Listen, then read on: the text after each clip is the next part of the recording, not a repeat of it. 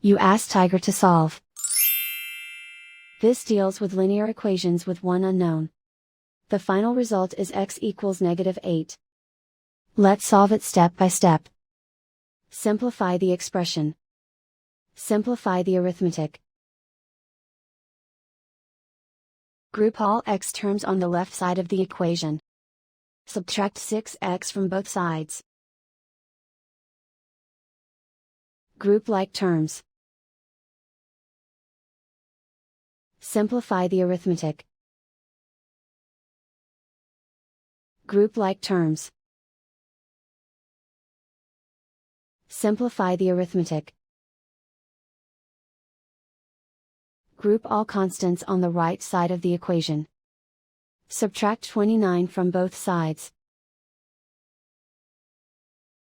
Simplify the arithmetic.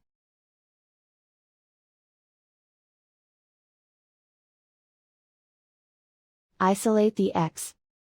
Divide both sides by 7. Simplify the fraction.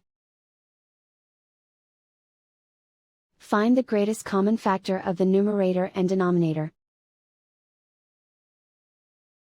Factor out and cancel the greatest common factor.